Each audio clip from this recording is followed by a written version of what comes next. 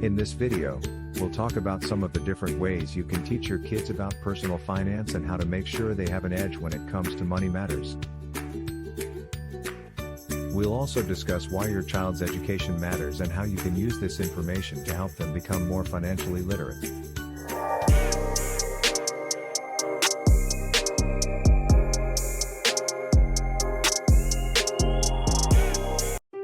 Did you know that the Montessori method of education can boost kids' understanding of finance? That's right, it's not just about teaching them to count money, but also about getting them to understand how money works in the real world. So how can you get your kid on board with personal finance? Let's take a look at some of the best ways to teach your child about personal finance. 1. Start early.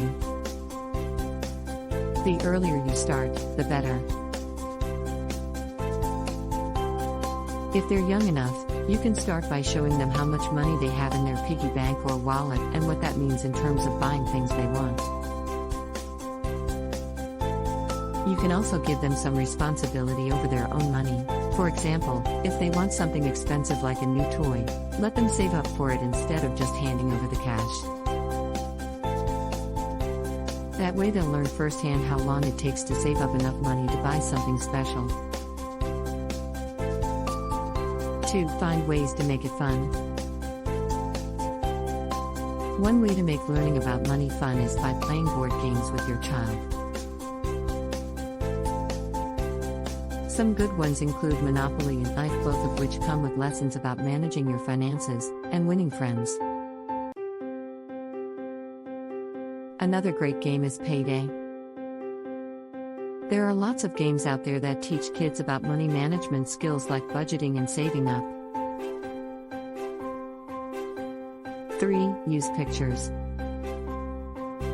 When explaining something new or complex to your kid, try using pictures instead of words whenever possible. This can make things easier for both of you when it comes to learning new concepts. 4. The Montessori method provides opportunities for children to learn about money through play-based learning experiences that include real objects, such as coins and bills, as well as engaging activities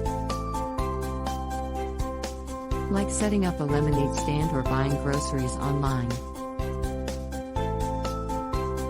A hands-on approach helps students develop an understanding of concepts that could otherwise be difficult to grasp through traditional methods.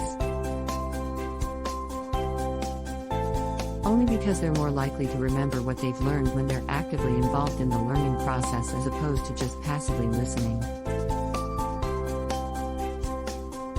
or reading it from a book while sitting still in a classroom setting. 5. Teach financial literacy. Financial literacy is more than just knowing the basics of how banks work or how interest rates affect savings accounts. It's the ability to apply knowledge about finance to real-life situations.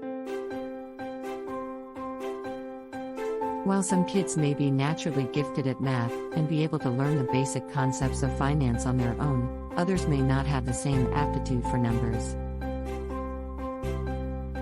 If your child isn't interested in understanding the numbers, it might be a good idea to find ways to teach them the essentials of finance that are not so numbers heavy. For example, you could use visual aids such as charts and diagrams to explain how interest rates work. Conclusion. Kids aren't miniature adults, and their brains are still developing the crucial skills they need to make sound financial decisions in the future.